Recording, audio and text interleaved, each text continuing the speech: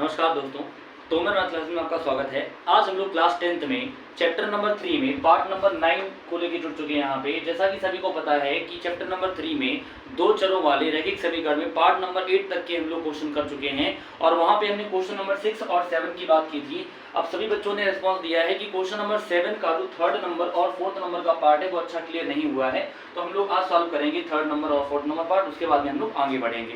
ठीक है, तो सब लोग ध्यान देते हैं यहाँ पे कि 7 नंबर क्वेश्चन का जो थर्ड पार्ट दिया गया है वो क्या है अपना। यहाँ पे थोड़ा सा परिवर्तन ये हुआ है प्रश्न में कि जो हमें इक्वेशन दिए गए हैं वो भिन्न रूप में दिए हैं। जैसा कि अभी तक जो भी इक्वेशन आए थे वो सब सामान्य रूप में या फिर हम लोग कह सकते हैं सिंपल फॉर्म में दिए गए थे, लेकिन अब की बार का जो प्रश्न है वो भिन्नात्मक रूप में दिया गया है। और जब भी कभी कोई भी रैखिक समीकरण भिन्नात्मक रूप में दिया होगा तो अपना सबसे पहला काम ये होगा कि हम उस समीकरण को साधारण रूप में चेंज करेंगे। तो हम लोग यहाँ पे क्या सॉल्व कर सकते हैं कि समीकरण 1 से, इससे बात करेंगे हम लोग समीकरण 1 से, समीकरण 1 जो दिया है उसको हम सॉल्व कर सकते हैं कैसे भी कि यहाँ पे लिखा है 3/2x + 5/3y = 7। तो हम लोग कैसे मल्टीप्लाई कर सकते हैं कि 3 का मल्टीप्लाई 3 में कितना हो जाएगा 9x प्लस 5 का मल्टीप्लाई 2 में कितना हो जाएगा 10y अपॉन में 3 का मल्टीप्लाई 2 में कितना हो जाएगा 6 = कितना हो जाएगा 7। अब इसको हम कैसे मल्टीप्लाई कर सकते हैं, यहाँ पे तो हो जाएगा 9x + 10y = 7। इसको हम डाल सकते हैं इक्वेशन नंबर थर्ड, क्योंकि हमने फर्स्ट वाले पार्ट को ही चेंज किया है तो थर्ड नंबर हम लोग बोल सकते हैं। अच्छा, इसके बाद की बात हम लोग करते हैं कि हमें चेक क्या करना था। पार्ट नंबर 8 में हमने कहा था कि हमें रैखिक समीकरणों की प्रकृति बतानी, मतलब रेखाएं किस टाइप की हैं, समांतर रेखाएं हैं या प्रतिच्छेदी रेखाएं हैं या फिर संपाती रेखाएं, और बताया था कि उनके कितने हल हो सकते हैं या फिर कैसी रेखा है तो निकाय कैसा होगा, निकाय या तो संगत होगा या फिर कैसा होगा संगत। तो हम लोग उसकी बात यहाँ पे करते हैं। अब यहाँ पे बात ये करते हैं कि जो यहाँ पे हमें इक्वेशन दिए गए हैं सेकेंड नंबर और थर्ड नंबर, उसमें हम लोग a1 a2 b1 b2 और c1 c2 का रेशियो निकाल लेते हैं। तो पहले a1 की बात कर लेते हैं। तो a1 कितना होगा 9, क्योंकि पहले वाले इक्वेशन को ही हमने चेंज किया है इसमें, तो ये a1 का मान होगा। यहाँ पे b1 कितना है अभी तो 10 हो जाएगा और c1 कितना दिया है तो 7। इतनी बात उम्मीद है सभी को क्लियर हो रही होगी कि a1 b1 और c1 कैसे निकलता है। फिर हम लोग बात करते हैं यहाँ से, इसके बाद में निकालेंगे a2 कितना है अभी तो हम लोग कह देंगे भाई 9 और b2 कितना है -10 और c2 कितना दिया है 14। तो ये हमने यहाँ पे तीनों पदों के मान निकाल लिए, a1 b1 c1 a2 b2 और c2। अब बात करते हैं हम लोग रेशियो की, तो a1/a2 का मतलब है 9/9, कैंसिल करेंगे तो 9 बन जाए 9 मतलब 1 टाइम कैंसिल होगा। b1/b2 ये हो जाएगा 10y - 10, तो 10 से 10 कैंसिल -1 होगा यहाँ पे। c1/c2 7/14 कैंसिल करेंगे 7 2 14। अभी देखते हैं यहाँ पे कि जब तीनों रेशियो अपने आ चुके हैं तो हम लोग क्या करेंगे, तीनों का रेशियो चेक करें क्या बराबर आ रहा है अभी। तो हम लोग कहेंगे किसी का भी रेशियो बराबर नहीं है, मतलब हम लोग कह सकते हैं कि चूंकि a1/a2 does not equal to b1/b2 does not equal to c1/c2, तो हम लोग क्या कहेंगे अतः रेखाएं कैसी हैं, अतः रेखाएं प्रतिच्छेदी हैं। रेखाएं कैसी होंगी प्रतिच्छेदी। और जब भी रेखाएं भी प्रतिच्छेदी होती हैं तो सभी लोग बताएं यहाँ पे कि अगर रेखाएं प्रतिच्छेदी हैं तो इनके कितने हल होंगे। हम लोग कहेंगे अतः रेखाएं प्रतिच्छेदी हैं तब इनका कितना हल होगा, अभी एक हल होगा, और जिनका एक हल होता है उनका निकाय कैसा होता है भाई, हम लोग कह देंगे जिनका एक हल होता है उनका निकाय कैसा होता है संगत। निकाय कैसा होगा यहाँ पे संगत। उम्मीद है सभी को ये क्वेश्चन क्लियर हुआ होगा। एक बार फिर से देख लेते हैं हम लोग कि थर्ड नंबर क्वेश्चन में लिखा क्या है। लिखा हुआ है 3/2x + 5/3y = 7 और सेकेंड इक्वेशन 9x - 10y = 14। तो हमें क्या किया गया कि पहला वाला जो इक्वेशन दिया है वो फ्रैक्शन फॉर्म में दिया है, फिर भिन्नात्मक रूप में दिया है। तो हमने पहला काम क्या किया भी कि जो भिन्न है उसको हमने सिंपल फॉर्म में कन्वर्ट किया। तो 3 का मल्टीप्लाई 3 में 9x, 5 का मल्टीप्लाई 2 में 10y, 3 का मल्टीप्लाई 2 में 6, कैंची मल्टीप्लाई किया तो यहाँ पे देखो थोड़ी मिस्टेक हुई है अभी। 6 का मल्टीप्लाई अगर 7 में करेंगे कितना हो जाएगा 42 होगा। तो c2 की वैल्यू कितनी हो जाएगी यहाँ पे 42, यहाँ भी कितना हो जाएगा 42 और कैंसिल करेंगे तो कितना हो जाएगा 1/6। अब भी रेशियो इक्वल नहीं है, अगर हम लोग चेंज भी करते हैं तब भी रेशियो इक्वल नहीं आ रहा है, मतलब तब भी रेखाएं कैसी होंगी प्रतिच्छेदी ही होंगी। तो हमने इक्वेशन को सॉल्व किया, नीचे का मल्टीप्लाई किया 6 का मल्टीप्लाई 7 में कितना 42 हो गया। अब जब a1 की वैल्यू देखी तो a1 की वैल्यू कितनी हो गई यहाँ पे भाई 9 हो गई, और b1 की वैल्यू कितनी हो गई यहाँ पे तो हम लोग कहेंगे भाई 10 हो गई, और c1 की वैल्यू कितनी हो गई यहाँ पे 42। ये चेंज करना पड़ेगा भाई, यहाँ पे ये रहेगा अपना 42। ठीक है भाई, चेंज कर लेते हैं इक्वेशन हम लोग यहाँ पे कि A2 V2 और C2 कितना हो जाएगा अपना 14, तो C1 कितना होगा यहाँ पे, तो हम लोग कह देंगे 42। इसे थोड़ा सा चेंज कर लेते हैं यहाँ पे, ये हो जाएगा अपना कितना भाई 42/14। अब कैंसिल करेंगे तो 3 आएगा यहाँ पे। ठीक है, थोड़ा ध्यान से देख लेते हैं एक बार फिर से, क्योंकि मिस्टेक भी थोड़ी सी। पहले वाले इक्वेशन में 3 का मल्टीप्लाई 3 में 9 हो गया, 5 का 2 में 10 हो गया, 3 का 2 में कितना हो जाएगा 6 हो जाएगा, 3 का 2 में मल्टीप्लाई करेंगे 7 में मल्टीप्लाई हो कितना हो जाएगा यहाँ पे 42 हो जाएगा। फिर हम लोग सॉल्व करेंगे तो बस इनका हमें रेशियो लेना है, रेशियो इक्वल नहीं आएगा, रेखाएं कैसी होंगी प्रच्छेदी, और प्रच्छेदी रेखाओं का कितना हल होता है एक हल। जब भी एक हल होगा तो निकाय कैसा होगा संगत। ठीक है, एक बार हम लोग एक क्वेश्चन और देख लेते हैं यहाँ पे 7 का पार्ट नंबर 4, क्योंकि फर्स्ट और सेकंड पार्ट लगभग सभी बच्चों ने सॉल्व कर लिए थे, तो जिन बच्चों की भी समस्या अगर कोई डाउट रह जाता तो कमेंट में बताया करें एक बार, ताकि कंफर्म किया जाए क्वेश्चन को। तो हम लोग क्या देखते हैं इक्वेशन नंबर फर्स्ट व सेकंड से, मतलब समीकरण 1 व 2 से अगर देखा जाए तो A1 कितना है, यहाँ पे हम लोग कहेंगे A1 हो गया 5। अच्छा, फिर B1 कितना दिया है, तो B1 हो जाएगा -3। उसके बाद में हम लोग देख लेते हैं कि C1 कितना है, तो हम लोग कह देंगे 11। C1 कितना हो गया अभी 11 हो गया। फिर बात करते हैं A2 कितना है, तो -10, V2 कितना है तो 6, और C2 कितना है तो -22।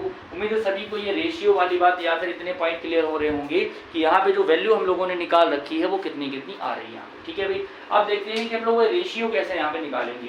तो A1/A2, A1 कितना दिया है 5, A2 कितना दिया है तो -10, तो 5 to the 10 कितना हो जाएगा -1/2 हो जाएगा। उसके बाद B1/B2 तो कितना हो जाएगा -3/6, कैंसिल करेंगे 3 to the 6 हो जाएगा, मतलब 1/2, ये भी माइनस का होगा।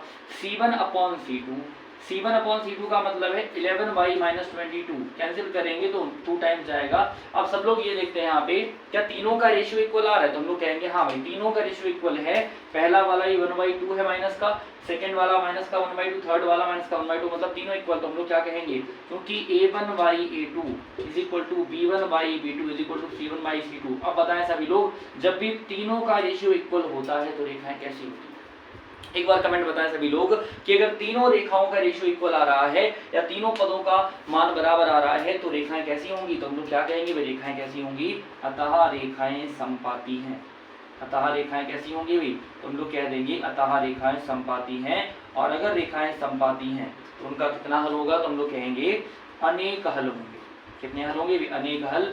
और निकाय कैसा होगा भी, तो हम लोग कह देंगे अनेक हल होने के साथ साथ निकाय कैसा होगा, संगत होगा। निकाय कैसा होगा भी, संगत। ये लास्ट के दोनों पार्ट में निकाय कैसा दिया है, संगत दिया है। उम्मीद है सभी को इतनी बात क्लियर हो रही होगी। तो सभी लोग क्या करें, अपने दोस्तों के साथ में कम से कम 5 दोस्तों के साथ में वीडियो को शेयर करते रहें, और साथ में जिन बच्चों ने अभी तक चैनल को सब्सक्राइब नहीं किया है वो कर लें, ताकि आने वाली वीडियो अब तक पहुंचती रहे। ठीक है, सभी लोग इतना नोट करें। फिर वो 8 नंबर क्वेश्चन की बात यहाँ पे करते हैं।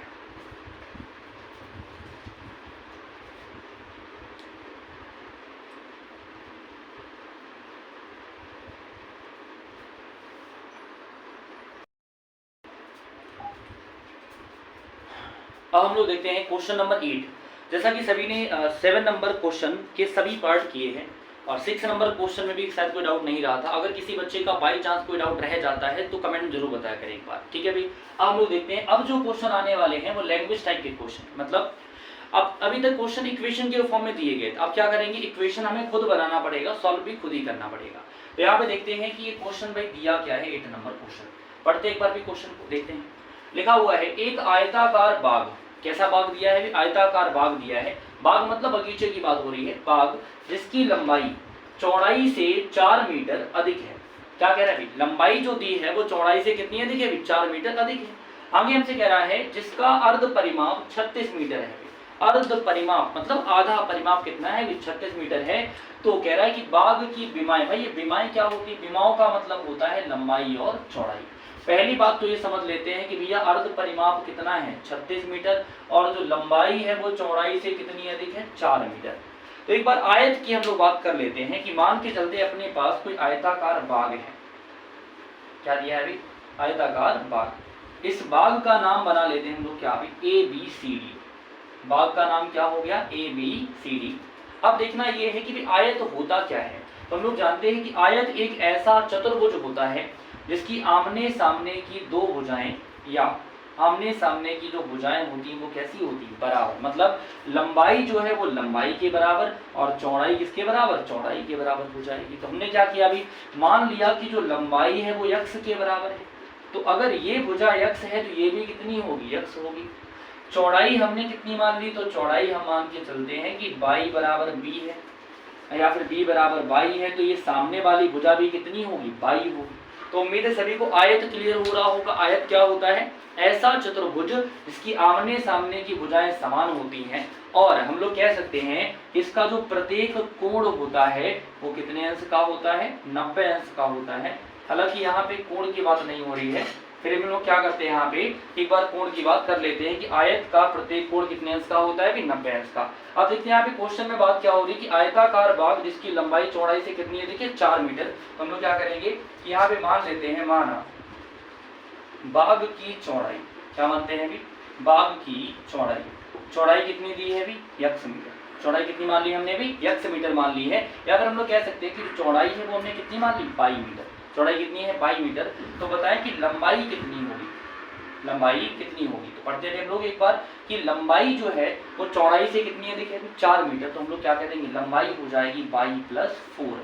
लंबाई कितनी हो जाएगी, बाई प्लस 4, क्योंकि जो लंबाई है वो चौड़ाई से कितनी है, देखिए 4 मीटर। अच्छा, हम लोगों ने लंबाई क्या मानी है अभी, लंबाई क्या मानी हम लोगों ने, x। तो x बराबर क्या हो जाएगा, बाई प्लस 4। x बराबर क्या हो जाएगा, बाई प्लस 4। मतलब जो लंबाई है वो चौड़ाई से कितनी है, देखिए 4 मीटर।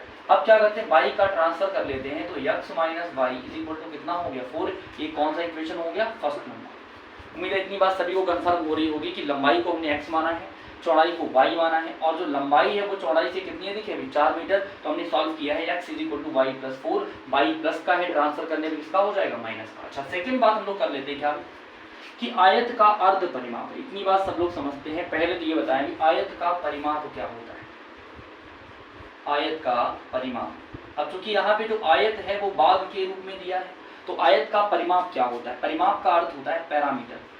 पैरामीटर को हम लोग कह सकते हैं चारों भुजाओं का योगफल। चारों भुजाओं का योगफल। देखते हैं अभी यहाँ पे कि लंबाई कितनी बार है, 2 बार। लंबाई कितनी बार है, 2 बार। और चौड़ाई भी कितनी बार है, 2 बार। तो हम लोग कह सकते हैं कि जो पैरामीटर होता है रेक्टेंगल का या तो आयत का परिमाप होता है वो 2 कोष्ठक लंबाई प्लस चौड़ाई हो जाएगा यहाँ पे। अब बात ये करते हैं कि हमें परिमाप नहीं दिया है, हमें क्या दिया है, अर्ध परिमाप। तो हम लोग कह देंगे कि पूरा परिमाप कितना होगा, जब अर्ध परिमाप 36 है, अर्ध परिमाप कितना दिया है, 36 दिया है। सेमी पैरामीटर कितना है अभी, 36 मीटर दिया है। तो बताएं पूरा परिमाप कितना होगा, हम लोग कह देंगे पैरामीटर या परिमाप होगा इसका डबल। परिमाप कैसा हो जाएगा, इसका डबल। तो इसका डबल क्या होगा अभी, 36 के गुणा में कितना हो जाएगा, 2, मतलब 72 मीटर। इतनी बात सभी कंफर्म हो रही है कि अगर यहाँ पे सेमी पैरामीटर मतलब आधा परिमाप 36 है तो पूरा परिमाप क्या होगा, 72 होगा। अब बात करते हैं ये परिमाप किसके बराबर होगा, तो हम लोग कहेंगे 2x प्लस वाई के बराबर होगा, क्योंकि यहाँ पे ये परिमाप के रूप में दिया है।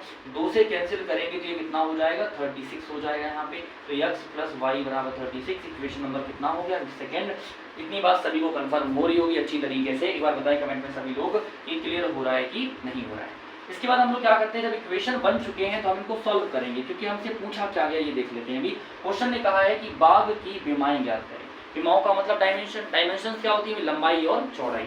तो क्या करेंगे, भी दोनों को सॉल्व करेंगे। पहला वाला इक्वेशन क्या है, हम लोग कहेंगे समीकरण 1 व 2 से, 1 व 2 से। पहला वाला क्या है, x minus y is equal to 4, और दूसरा वाला क्या है, x plus y is equal to 36। दोनों को अगर हम लोग ऐड कर लेंगे, दोनों को अगर हम लोग यहाँ पे ऐड कर लेते हैं या जोड़ लेते हैं, तो ये देखते हैं कि पहले वाले इक्वेशन में बाई किसका है, माइनस, दूसरे वाले में बाई किसका है, प्लस का। तो x कितना हो जाएगा, 2x। अब 36 और 4 कितना हो जाएगा, 40। कैंसिल करेंगे 20, मतलब यहाँ पे x बराबर 20 मीटर। कह सकते हैं हम लोग कि जो यहाँ पे लंबाई आई है वो कितनी है, 20 मीटर आ गई, मतलब 20 मीटर आ गई है। तो यहाँ पे हम लोग क्या फाइंड आउट कर लेंगे, चौड़ाई। अब ये देखते हैं कि अगर लंबाई यहाँ पे 20 मीटर आ गई है, मतलब 20 मीटर यहाँ पे आ गई है, तो हमने पढ़ा अभी फॉर्मूला क्या बनाया था अभी, x is equal to y plus 4। क्या पढ़ा है, x is equal to y plus 4। तो यहाँ पे x की वैल्यू कितनी पुट करेंगे, 20 is equal to y plus 4। 4 का ट्रांसफर करेंगे, y is equal to 20 minus 4। तो यहाँ पे जो चौड़ाई है वो कितनी हो गई है, 16 मीटर। तो हम लोग कह सकते हैं कि विमाएं क्या क्या होगी, विमाएँ क्या क्या निकाली हम लोगों ने, हम लोग कह देंगे 20 मीटर 16 मीटर। ठीक है भाई, ये क्या हो गई 20 मीटर 16 मीटर, मतलब ये क्या हो गई है लेंथ एंड विड्थ, मतलब लंबाई और चौड़ाई। कितना क्वेश्चन सभी को कंफर्म हुआ होगा, एक बार कमेंट में सभी लोग थम्स अप करेंगे कि कंफर्म हुआ है कि नहीं हुआ। उसके बाद हम लोग आगे बढ़ेंगे 9 नंबर क्वेश्चन की। ठीक है,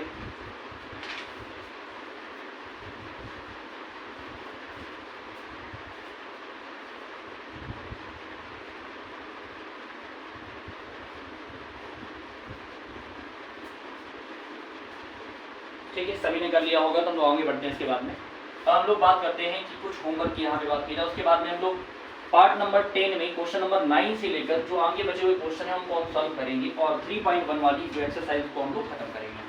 ठीक है, तो यहाँ पे हम लोग कह सकते हैं कि जब हम लोग 8 नंबर क्वेश्चन तक पहुँच चुके हैं तो उसके बाद में 13 नंबर क्वेश्चन तक पहुँचने में टाइम नहीं लगेगा, मतलब केवल 5 क्वेश्चन और दिए गए हैं, तो हमें लगभग 2 वीडियो की और आवश्यकता हो।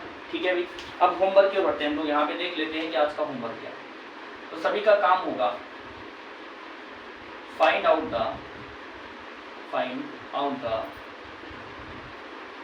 Properties of lines. ठीक है भाई, सभी को क्या बतानी है भाई, रेखाओं की प्रकृति बतानी है। क्या बतानी है, रेखाओं की प्रकृति बतानी है कि रेखा किस टाइप की है, रेखा प्रतिच्छेदी है या रेखा समांतर है या फिर रेखा कैसी है, समबाती। यहाँ पे हम दो क्वेश्चन दे रहे हैं, सभी लोग इनका सॉल्यूशन करके कमेंट में आंसर देंगे कि कौन कौन सी रेखा यहाँ पे दी गई है। पहली रेखा यहाँ पे 2x + 3y = 42, first number equation यहाँ पे दिया है। सेकेंड नंबर क्या दिया है यहाँ पे 3x माइनस में दिया है, यहाँ पे कितना भी 3x के माइनस में दिया है 4y = यहाँ पे दिया है 14, ये सेकेंड नंबर इक्वेशन है। अच्छा, यहाँ पे क्या दिया है, यहाँ पे लिखा हुआ है माइनस का 4x प्लस में 6y = 7, और इसके बाद में जो सेकेंड इक्वेशन हमें दिया गया है वो कितना है अभी 8x और माइनस में 12y = हो जाएगा यहाँ पे माइनस का 14।